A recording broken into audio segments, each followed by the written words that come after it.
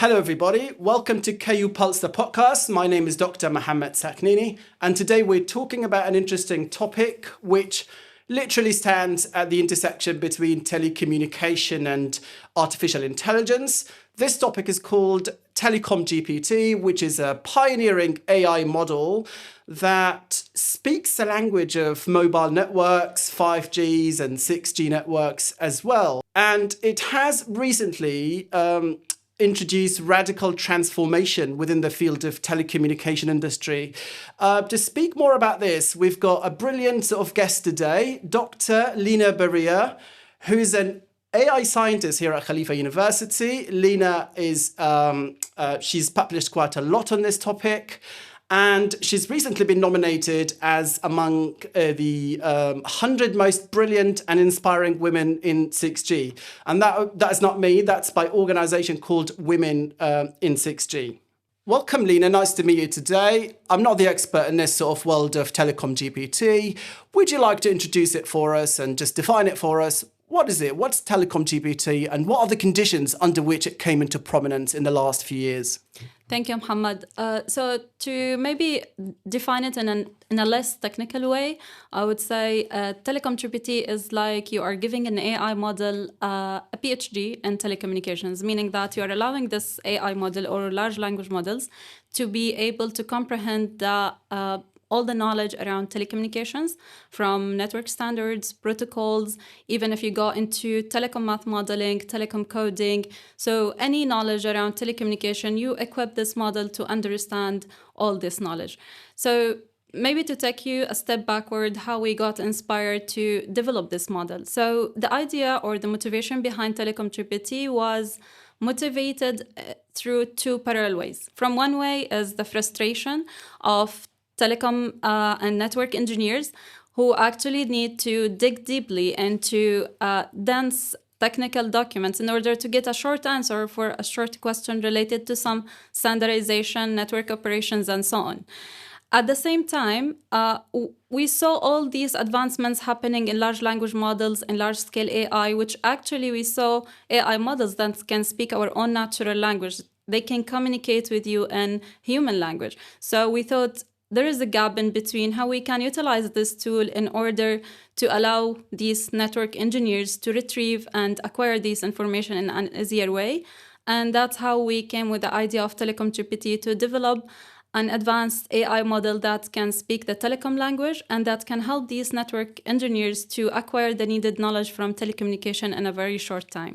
Oh, that's really interesting. And when did it sort of come into prominence? Is it like in the last couple of years, or it has always been in the making, that sort of idea of infusing AI within the world of telecommunication? So we started working on Telecom GPT, you can say 2 years ago, and we released it sometime August 2024. Right. Okay. The time frame is quite interesting because recently everybody's talking about Chat GPT, and now there is that sort of fantastic innovation called Telecom GPT. Now, as someone who doesn't know about the world of telecommunication as an expert, what is the main sort of differences between ChatGPT and Telecom GPT? So ChatGPT is a brilliant conversational agent that can literally talk to you, answer your questions in natural language. It can give you information about any topic that you're interested in as a generalist model. But when it comes to a bit more deep technical aspects, this model can have some limitations in terms of precisions and accuracy that you need in some critical scenarios. So, for example, when you have some kind of an outage in the network and you need an accurate information. So here, any incorrect answer is not only about the inconvenience of the customer, but it's also costing you money. So general purpose models like ChatGPT, they are great for general tasks, but when it comes to specific tech domains, you need specific models that can actually understand the language of that particular domain, not only the natural language that we are speaking. That's interesting. So the companies benefit quite a lot from this model, from what I've just got from your answer. But what about the customers? You mentioned actually saving money and time and stuff like that. Like, would you like to elaborate a little bit more about this? Like, what are the benefits for customers actually by introducing this particular technology? So if we're talking about how this can be used in different aspects, not as very, I would say, high-tech people like telecom engineers, network engineers, and so on. If we're talking about normal people using the network and they want to use this model. So this model is aimed to be built or to be provided by telecom operators who can they build a conversational agent with the underlying model to be Telecom GPT. In this way, this agent will be capable of understanding the telecom language or the network language at the same time to communicate with the users. Now imagine you have some kind of coverage issue at your home and you want to solve it. Normally you will call your operator, you will explain the situation, you will wait over the line to get an agent to talk to you. They will need to send a network engineer for inspection to your home, and this will take a lengthy procedure. Meanwhile, it can be a really tiny solution, like just move your router from this room to this room. So what you can do is you can talk to this agent in your own natural language, saying that, for example, I have a coverage issue. For some reason, I have some bad quality for the signal in this area. Here's where I'm locating my router. Here's what I'm doing. Can you suggest the problem for me? Like, what I need to do, what is the solution, and then you can do it in literally a couple of minutes instead of waiting for all the procedure to be connected to your operator. That's really quite interesting. So you spoke about its own importance in terms of sort of facilitating things for customers and making it sort of easy for them to use that particular technology. But to what extent Telecom GPT is something really important for companies in terms of improving their own services or perhaps their own networks, speaking about the companies themselves rather than about the sort of interface between the technology and customers?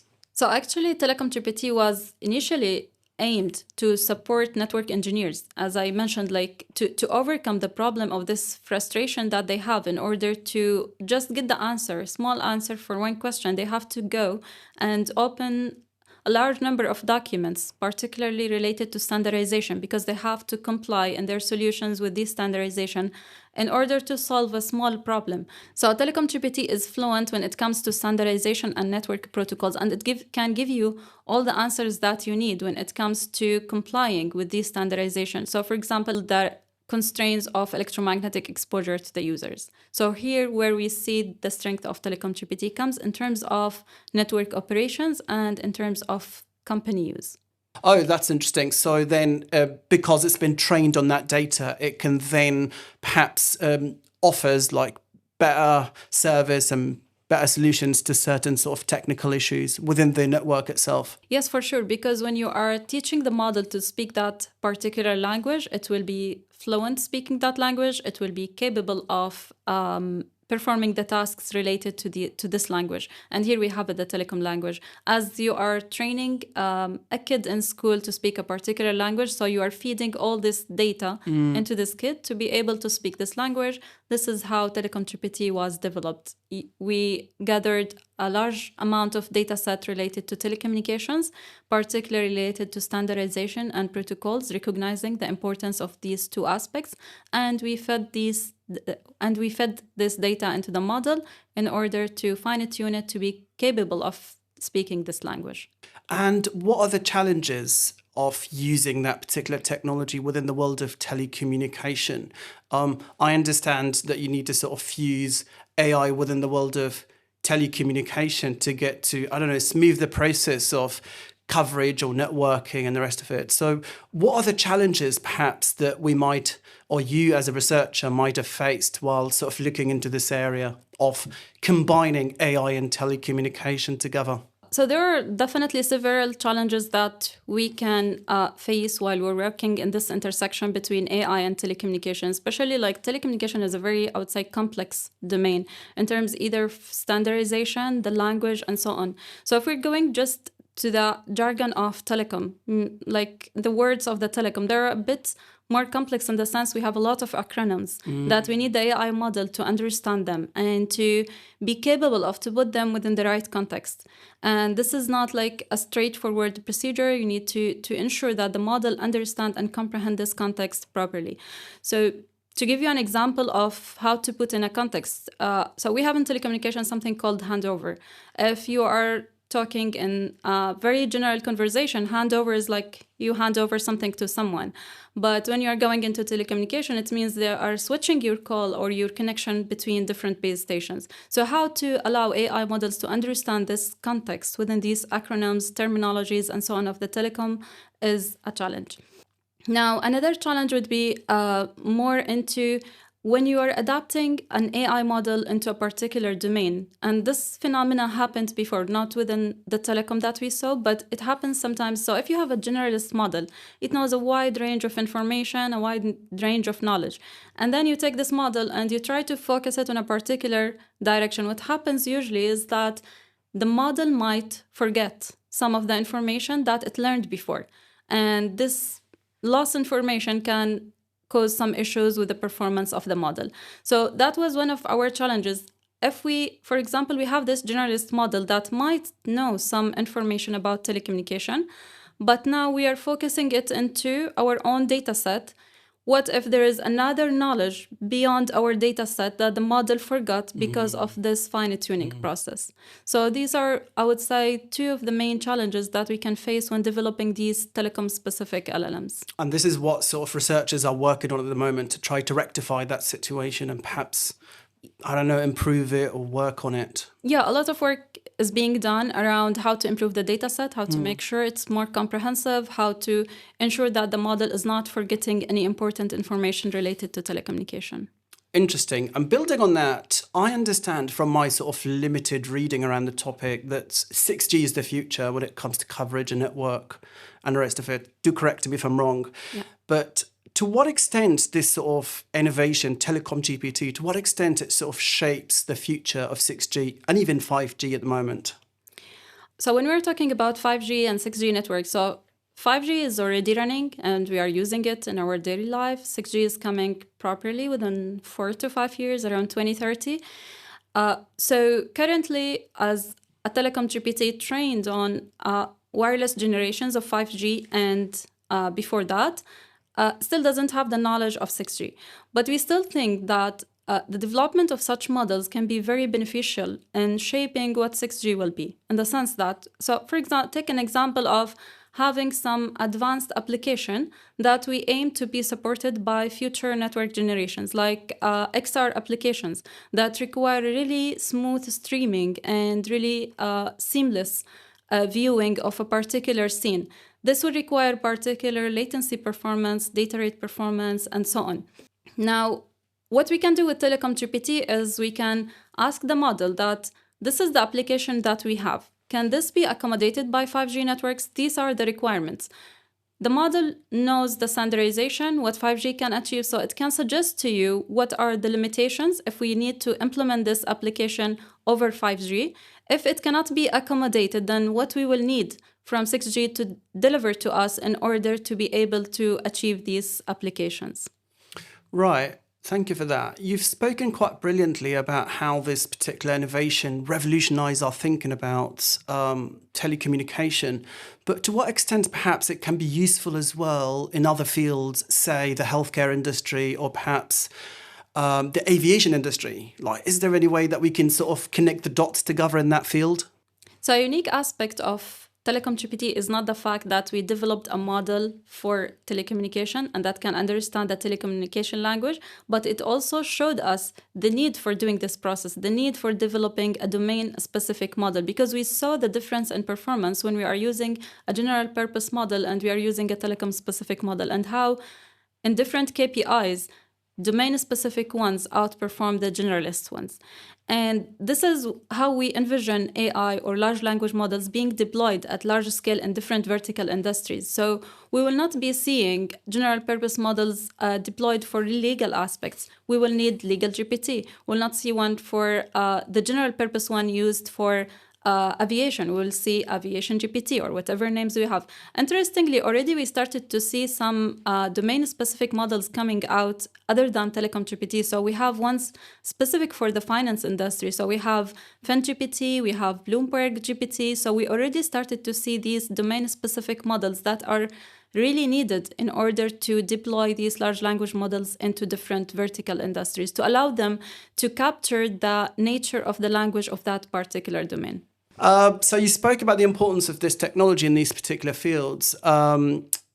The question that comes to my mind now is that this particular technology is homegrown in this country, in the UAE. And when you look at the sort of what's going on these days in this country, there's a lot of talk about creating or perhaps making this country as an AI hub in the next, or perhaps the project has already started, but it's kind of a vision actually in the next few years as well. So to what extent your research and your technology that you've just spoken about sits within that sort of vision of creating an AI hub in this country? So we are very actually proud to say that Telecom GPT is the UAE-grown model, and it was one of the first models to be developed worldwide around telecom-specific large language models. So I'd say Telecom GPT is positioned in the perfect place to support these two races around AI and telecommunication and all the efforts that have been done in the country in order to somehow bridge the gap between the need for telecom technologies and AI technologies, and how we can use AI to serve particular industry, including one important one like the telecommunications. Interesting. I want to bring you back from the larger vision about the country to the university itself, to KU. Now, I wanted to ask about whether we teach this kind of really technology to our students in your courses, perhaps that you've taught or your colleagues are teaching. Do we introduce this technology to our students? Do they get to know more about it? Like, what are the educational sort of framework around this particular technology within KU? Actually, recognizing the importance of our new generation to understand this intersection, because before that we had like two paths. Students going into pure telecommunication with all the fundamentals and basics. And then we have computer science students who are going actually in the other path. And we don't see any intersection between these two paths. And that's why we started to develop kind of projects, senior design projects, some projects for graduate students. For the undergraduates or graduate students? For undergraduates, it will be senior design projects. Right, so we already have a couple of groups working on this intersection between telecommunications and AI, and how they can utilize AI for telecommunications, how they can solve some problems when we bridge the gap between these two topics. And what about the research that's going on the level of postgraduate studies? For postgraduate researchers, within the Six Research Center, we have a variety of topics that cover this intersection between telecommunications and AI. And it's actually from two perspectives: how you can use telecommunications to serve AI, so how we can develop the futures of networks in order to get better models, in order to run models in a better way, and at the same time how we can use this tool of AI in order to get outside better telecommunications, better networks for future. So there are a few researchers who are working on this topic in our university. And that brings me to the point about sort of, I don't know, like publicizing our work. Like when you go abroad to conferences, for example, and you speak about this, like what are the responses? What are the sort of impressions that you get from fellow researchers in other fields, perhaps within the larger field of telecommunication? What are the impressions? What are the responses that you get? In partnership with GSMA, we have demonstrated a demo where we have Telecom GPT talking to a real network. And you can ask the network, like, how many users you have, which user has entered the network, which user left the network, and so on. And it showed like how the model can understand your own language, but at the same time understanding the network language and getting you live and on-demand information from the network. Interesting. So the way I see it is that perhaps this technology can be a great export from our university, from KU to the world. Who knows? Right. Okay. So I've got one more question, if you don't mind, which is, where would you see the future of this particular technology, Telecom GPT? What's the horizon look like when it comes to this particular innovation that you have been researching and working on in the last few years? So as the future of Telecom GPT, as I mentioned, that was a textual model that can actually talks to you. You send messages, it will write messages for you. How we see it in the future is a model that can understand beyond text and beyond textual data. So how it can read images, how it can talk to you in voice messages, how you can talk to the model. So when you say you, that means the customer, or perhaps... Yes, exactly. So as a user, either as a telecom engineer or as end user who is using this for particular network support. So how you can even communicate with the model in a voice messages. You can just talk, like, I have this issue with the network. Can you suggest some information or some guidance how to solve it? Will it be an app or perhaps a website? Like how does it look like on our, I don't know, like on our screens, for example? Most probably it will be like an app, like you Okay. see these conversational agents that pops when you open your the website or something. Okay. So how you can have this agent, you can talk. And this is what actually we are referring to as a multi-model Telecom GPT, that a model that can understand textual data, but at the same time, visuals, voice messages, and so on. How to combine all these modalities into a more powerful model, and then also to take it a step forward, how we can deploy this multimodal Telecom GPT into an AI agent that basically will see your message, will understand your message, and will not only suggest for you the solution, but actually it will implement the solution on your behalf. So it will understand your problem and it will solve your problem directly. And that's why people need to realize that Telecom GPT is not only a chatbot, that the ones that we see every day. It's a step forward in order to implement autonomous and self-driven networks that are capable of understanding, reasoning, and taking actions based on these reasoning steps. Thank you very much, Dr. Lina. It's been really a brilliant conversation. I really enjoyed it very much. To stay updated, everybody, about the great work we do here at Khalifa University, do please subscribe to our YouTube channel, because this is where you can find a lot of interesting videos about the great work that we do here at this great university. Meanwhile, if you would like to be a guest speaker in our podcast, visit our website at ku.ac.ae/KUPulse and do submit your request there. And we'd love to see you next time.